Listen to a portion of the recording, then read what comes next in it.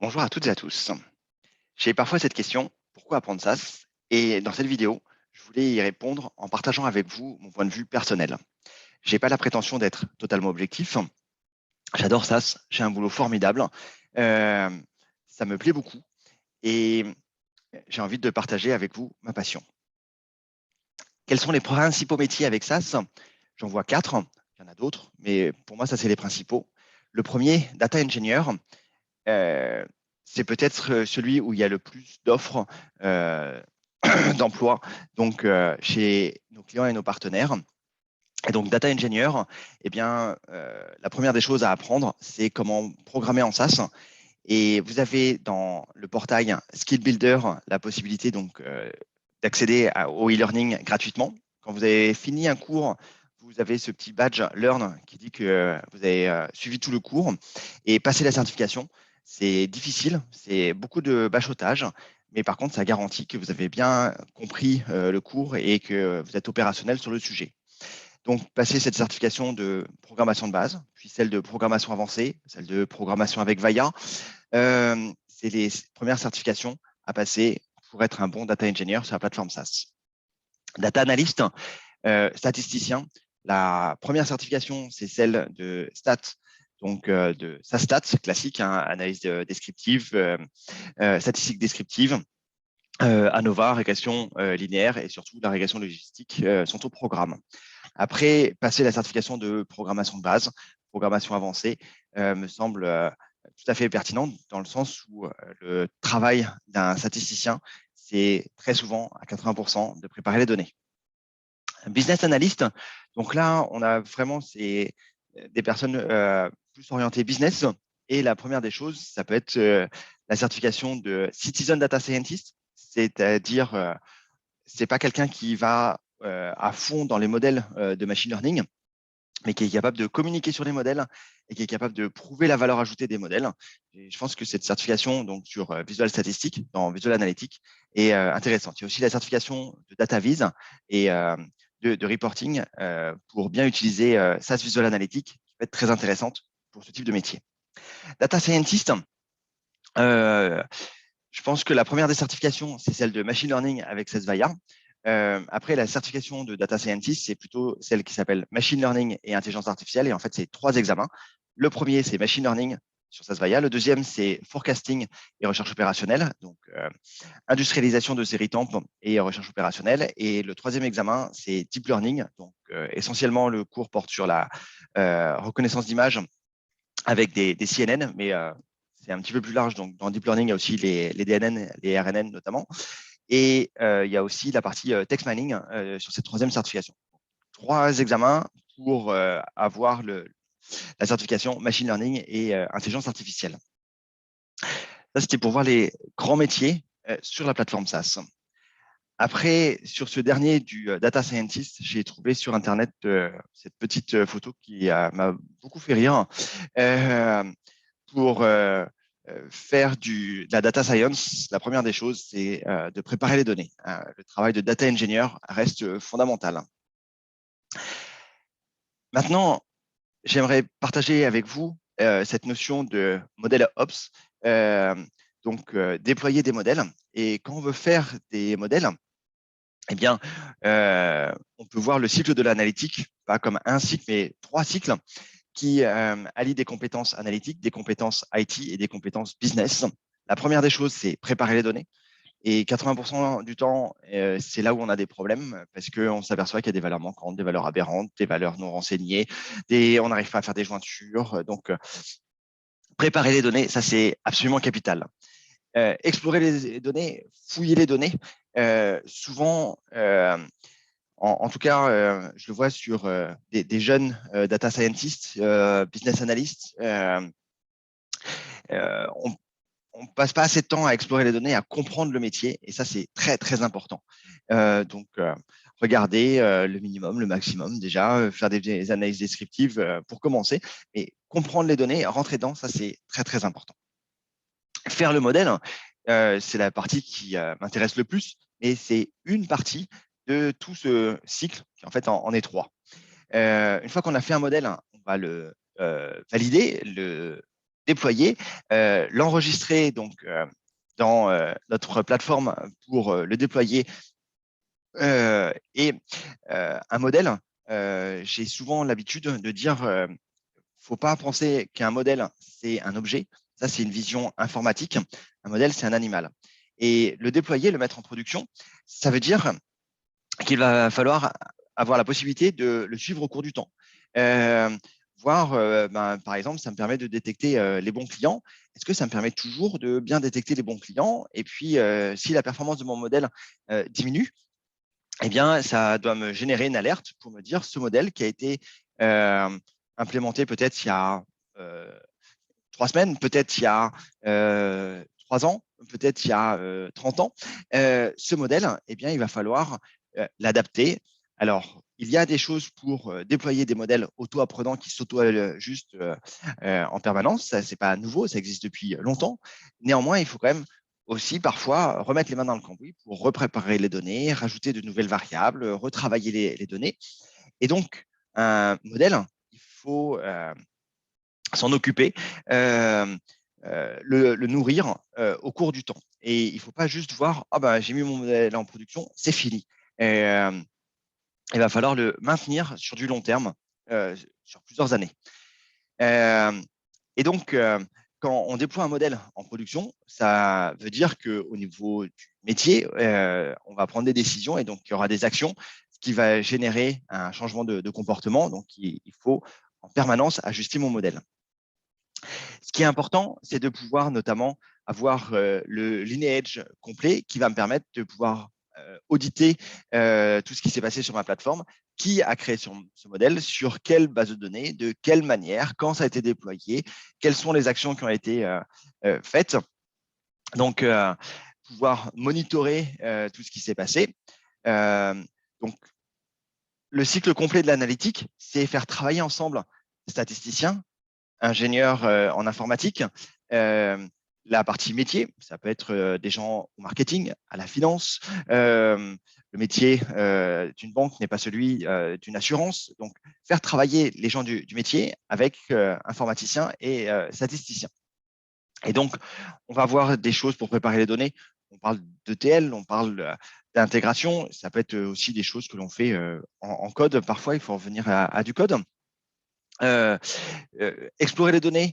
Il y a l'outil chez SAS qui s'appelle SAS Visual Analytics, que j'apprécie fortement pour explorer les données. Modélisation, ça peut être avec Model Studio, ça peut être avec d'autres outils sur la plateforme SAS. Ça, c'est la partie que j'apprécie fortement en tant que data scientist.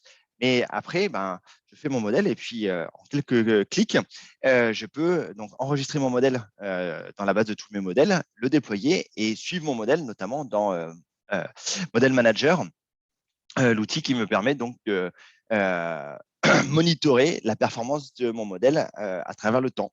Et puis inclure des rules, des règles. Donc, règles de décision sur mes modèles pour suivre les actions qui sont mises en place, notamment.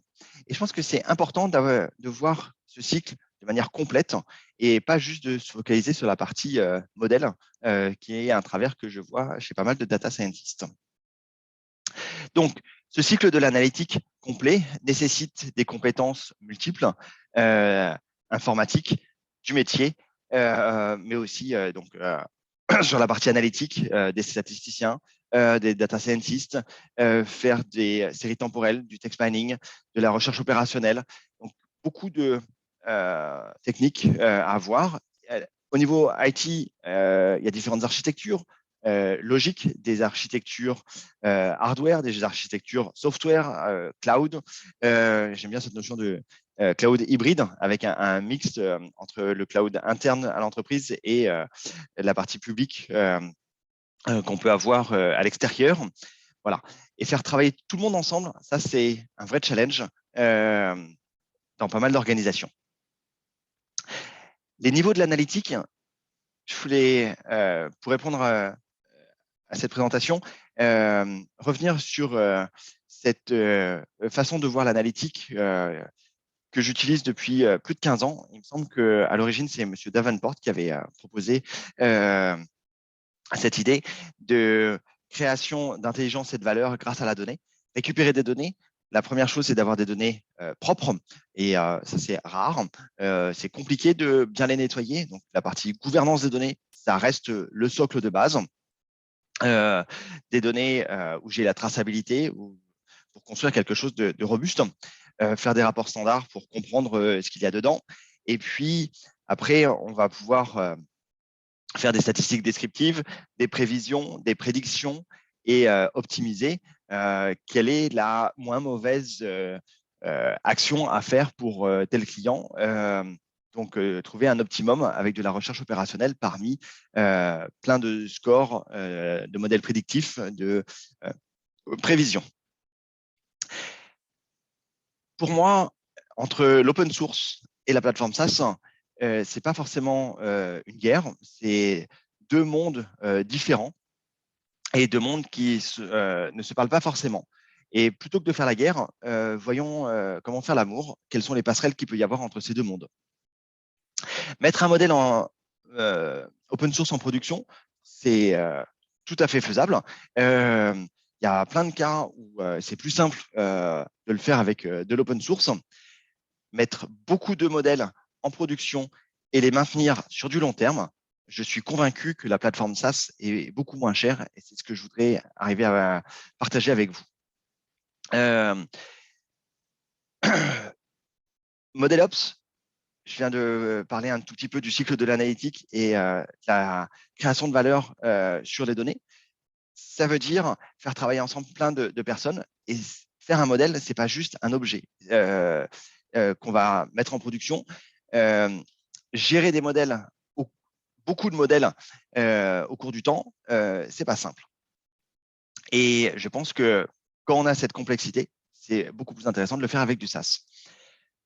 SaaS, pour apprendre à faire du SaaS, c'est vrai qu'il faut apprendre aussi à lire la documentation, et c'est un petit peu lourd.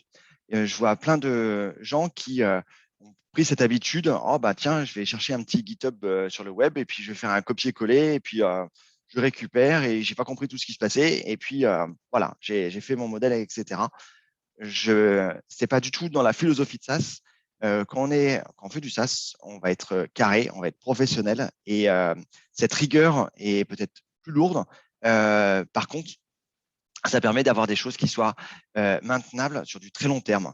Et si l'open source est très très intéressant pour dans le domaine de la recherche, en production, c'est possible d'avoir des modèles open source en production, mais si vous avez beaucoup de modèles à maintenir sur du long terme, eh bien, on peut se retrouver avec des usines à gaz un petit peu ingérables.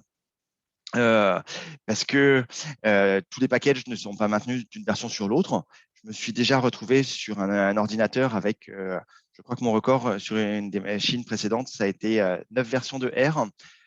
J'ai un serveur actuellement où je suis administrateur, où j'ai 6 versions de Python, et j'ai certains programmes qui fonctionnent que dans une version et que j'ai pas pu migrer dans la dernière. Des choses comme ça peut devenir des usines à gaz un petit peu compliquées à gérer.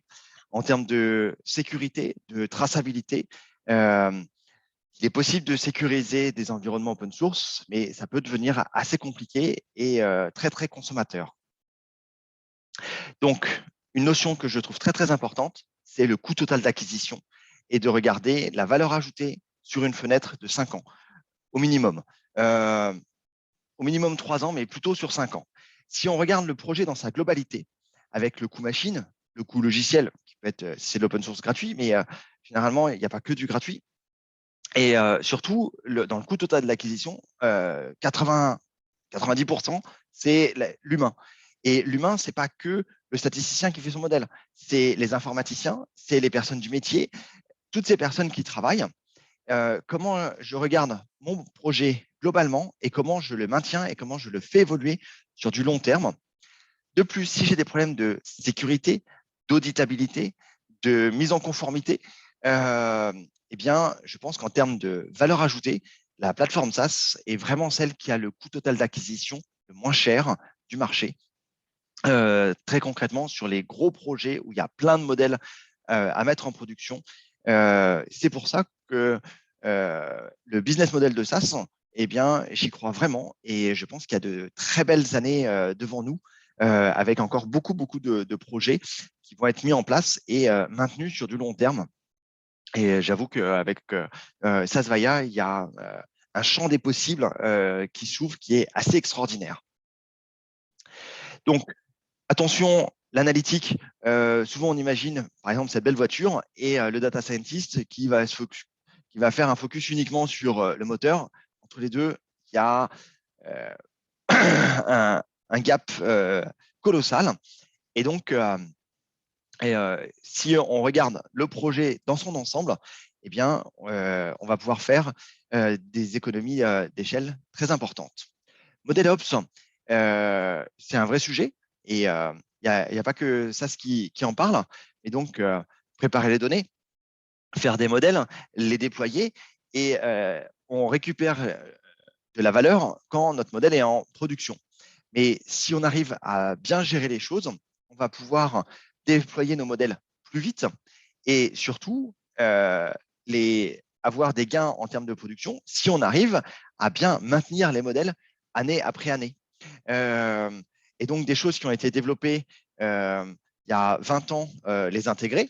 Et notre modèle, dans 10 ans, si ça se trouve, eh bien, le data scientist qui l'a développé, il sera plus là et il y aura quelqu'un qui va pouvoir le maintenir facilement.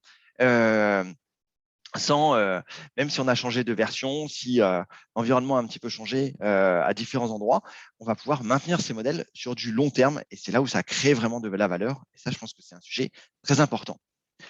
Donc, cette notion de briques, eh bien, vous reconnaissez des Lego et pourtant, eh bien, ces duplos s'emboîtent pas forcément très bien avec d'autres Lego. Et puis ça ressemble aussi à des briques de Lego, mais ça va pas ensemble. Plein de plateformes où en fait on a différentes versions qui s'imbriquent pas vraiment, alors qu'avoir une vraie plateforme sur laquelle eh bien, tout est conçu pour pouvoir tracer les données, pour pouvoir préparer les données, explorer les données, faire la modélisation, avoir le cycle complet de l'analytique, eh bien, ça va permettre donc d'avoir un coût total d'acquisition nettement inférieur et je pense qu'il y a de très beaux projets. Donc, pourquoi apprendre ça? C'est la question à laquelle je souhaitais répondre. Eh bien, je pense que si vous regardez pour être data scientist dans un labo de recherche, que ce soit dans le privé ou dans le public, c'est pas forcément super intéressant. Par contre, si votre objectif, c'est d'avoir un boulot euh, pour des modèles qui soient sérieux, professionnels et pour maintenir, eh bien, c'est beaucoup plus intéressant pour des grosses organisations d'avoir une plateforme comme ça, dans le sens où on va avoir un coût total d'acquisition nettement moindre. Et si on arrive à réduire ce coût humain, ça veut dire qu'on va pouvoir avoir du budget pour d'autres projets. Et je pense qu'il faut avoir cette vision globale pour mettre plein de projets en production. Merci pour votre attention. J'espère que ça éclaire un petit peu votre bougie à votre service et tout à fait ouvert à la discussion. Il ne faut pas hésiter à me poser des questions. Merci.